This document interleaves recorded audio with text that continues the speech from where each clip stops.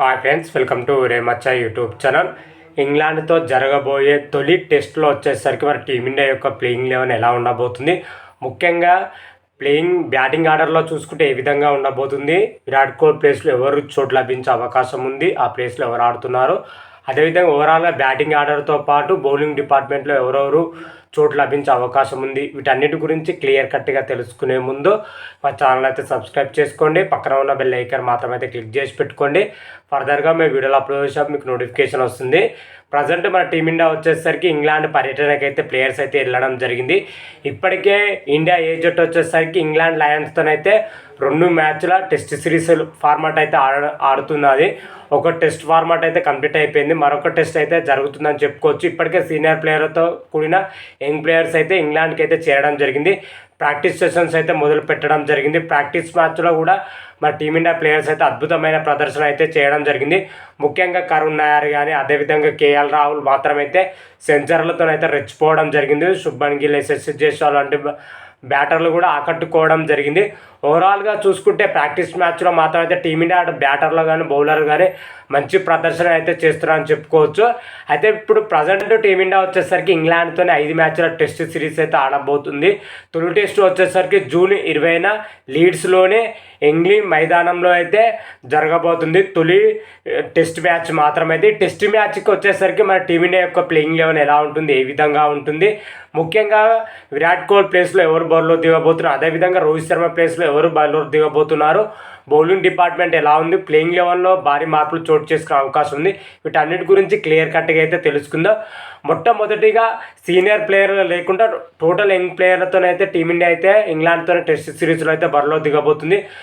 రోహిత్ శర్మ, రవిచంద్రన్ అశ్విన్, విరాట్ కోహ్లీ లాంటి senior player లేకుండానే వెళ్ళడం జరిగింది. 3 ప్లేయర్ అయితే టెస్ట్ క్రికెట్కి అయితే రిటైర్మెంట్ ప్రకటించడం జరిగింది. ఈ 3 లేకుండా ఇప్పుడు ఈ సిరీస్ ఎలా ఆడతారో, ఏ విధంగా ఆడతారో అయితే చూడాలి. అయితే ఈ సిరీస్లో వచ్చేసరికి ప్లేయింగ్ లెవెన్ అయితే చాలా ఇంట్రెస్టింగ్ కరంగా అయితే ఉండబోతుంది. మొత్తం యంగ్ ప్లేయర్స్ అయితే ఉండడం జరిగింది. వీళ్ళు ఎంత మేరకు ఇంగ్లాండ్ పిచ్లపై సక్సెస్ అవుతారో అయితే చూడాలి. ఇంగ్లాండ్ పిచ్ వచ్చేసరికి పేస్ బౌలింగ్కి అయితే చాలా అనుకూలంగా అయితే ఉండబోతుంది. లీడ్స్ పిచ్ మొత్తం లీడ్స్ మైదానం కూడా పూర్తిగా పేస్కి అయితే అనుకూలంగా ఉండబోతున్నట్లయితే ఇప్పటికే పిచ్ రిపోర్ట్లు అయితే తెలుస్తున్న సమాచారం. దాని తగ్గట్టుగానే మా టీమిండియా యొక్క ప్లేయింగ్ లెవెన్ అయితే ఉండబోతుంది. పేస్ బౌలింగ్కి అనుకూలిస్తుంది కాబట్టి 4 పేసర్లతోనే 1 స్పిన్నర్లతోనైతే బరిలో దిగే అవకాశం అయితే కనిపిస్తుంది. అయితే 4 పేసర్లో చూసుకుంటే మాత్రం అయితే జస్ప్రీత్ బుమ్రా, హర్షదీప్ సింగ్, మహమ్మద్ సిరాజ్, అదేవిధంగా షాదుల్ ఠాకూర్తో కూడిన పేస్ అటాకింగ్ అయితే టీమిండియాకి అయితే ఉండబోతుంది. ఈ 4 ప్లేయర్లు మాత్రమైతే తొలి టెస్ట్లో ఆడే అవకాశం అయితే కనిపిస్తుంది.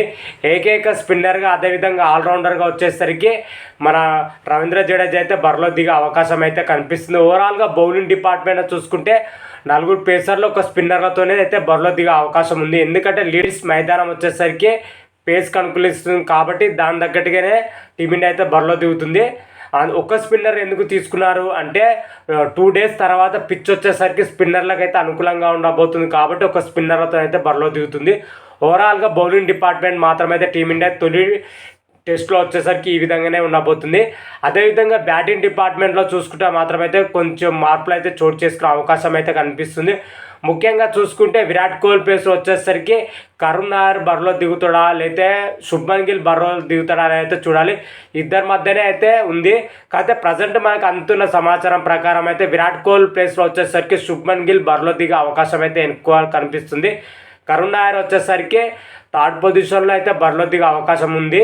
మరి వీళ్ళిద్దరిలోనే విరాట్ కోహ్లీ ప్లేస్ని అయితే భర్తీ చేసే అవకాశం అయితే కనిపిస్తుంది. అదేవిధంగా ఓపెనింగ్ పొజిషన్లో చూసుకుంటే యథావిధిగా ఎస్ఎస్ జైస్వాల్తో పాటు కేఎల్ రాహుల్ అయితే ఓపెనింగ్ పొజిషన్లో అయితే బరిలో దిగే అవకాశం ఉంది. ఇప్పటికీ ఈ జోడి మాత్రం అయితే ఆస్ట్రేలియా పర్యటన అయితే ఆడడం జరిగింది. ఓపెనింగ్ పొజిషన్లో మంచిగా పర్ఫార్మెన్స్ అయితే కనబరచడం జరిగింది. ఇద్దరు ప్లేయర్లు కూడా అదే ఓపెనింగ్ జోడితోనైతే బరిలో దిగే అవకాశం అయితే క్లియర్ కట్గా అయితే కనిపిస్తుంది. ఓవరాల్గా చూసుకుంటే ఈ విధంగానే అయితే ఉండబోతుంది. మరి ఓవరాల్గా ప్లేయింగ్ లెవెన్ ఎలా ఉంటుంది, ఏ విధంగా ఉంటుంది అని అయితే క్లియర్ కట్గా అయితే తెలుసుకుందాం. ఎస్ఎస్ జైస్వాల్, కేఎల్ రాహుల్, కరుణ్ నాయర్, శుభ్మన్ గిల్, రిషబ్ పంత్, ధ్రువ్ జురేల్, రవీంద్ర జడేజా, షాదుల్ ఠాకూర్, జస్ప్రీత్ బుమ్రా, మహమ్మద్ సిరాజ్, హర్షదీప్ సింగ్తో కూడిన ప్లేయింగ్ లెవెన్ అయితే ఉండబోతుంది. ఓవరాల్గా ప్లేయింగ్ లెవెన్ మ్యాక్సిమం ఇదే ప్లేయింగ్ లెవెన్తో అయితే బరిలో దిగుతుంది. ఏదైనా మార్పులు చేర్పులు ఉంటే అయితే 1-2 మ్యాక్సిమం చేసే అవకాశం ఉంటుంది. లేకపోతే మాత్రమైతే 99% ఇదే ప్లేయింగ్ లెవెన్తో అయితే బరిలో దిగే అవకాశం ఉంది. ఓపెనింగ్ పొజిషన్లో చూసుకుంటే మనకి ఎస్ఎస్సి జైస్వాల్తో కేఎల్ రాహుల్ అయితే బరిలో దిగనున్నారు. ఆ తర్వాత చూసుకుంటే కరుణ్ నాయర్ రానున్నాడు 3వ పొజిషన్లో. 4వ పొజిషన్లో వచ్చేసరికి శుభ్మన్ గిల్ అయితే బరిలో దిగనున్నారు.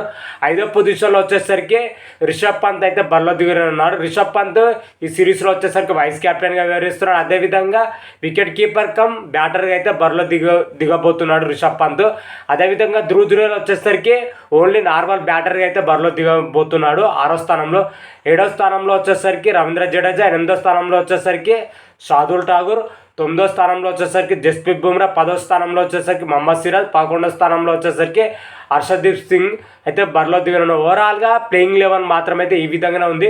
ఓవరాల్గా ప్లేయింగ్ లెవెన్లో చూసుకుంటే మాత్రమైతే చాలా తక్కువ మంది సీనియర్ ప్లేయర్లు అయితే ఉండడం జరిగింది. కేవలం జస్ప్రీత్ బుమ్రా, మహమ్మద్ సిరాజ్, రవీంద్ర జడేజా, కేఎల్ రాహుల్ మాత్రమే సీనియర్ ప్లేయర్లు అయితే ఉండడం జరిగింది. మిగతా అందరు ప్లేయర్లు వచ్చేసరికి యంగ్ ప్లేయర్లు అయితే ఉన్నారు.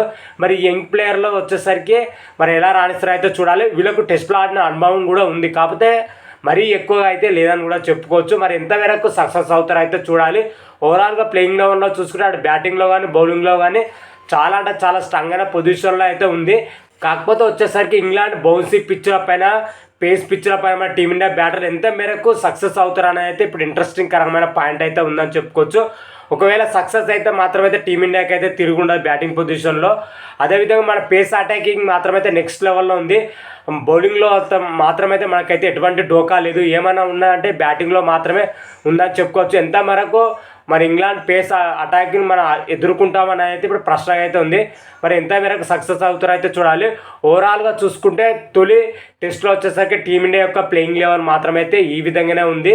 మరి ఈ ప్లేయింగ్ లెవెన్తో వచ్చేసరికి టీమిండియా మరి తొలి టెస్ట్లో విజయం సాధిస్తుందా లేదా అని అయితే మనం జూన్ 20 నుంచి అయితే తొలి టెస్ట్ అయితే జరగబోతుంది. అప్పుడు డే బై డే వీడియోలు అయితే వస్తాయి. అప్పుడైతే క్లియర్ కట్గా అయితే మనం తెలుసుకుందాం. అంతవరకు మీకు ఈ వీడియోగా నచ్చినట్టయితే లైక్ చేయండి, షేర్ చేయండి. మరిన్ని వీడియోల కోసం అయితే మా ఛానల్ అయితే సబ్స్క్రైబ్ చేసుకోండి. పక్కన ఉన్న బెల్ ఐకాన్ మాత్రం అయితే క్లిక్ చేసి పెట్టుకోండి. ఫర్దర్గా మీ వీడియోలు అప్లోడ్ చేస్తే మీకు నోటిఫికేషన్ వస్తుంది. హర హర మహాదేవ్, శంభో శంకర. Thank you.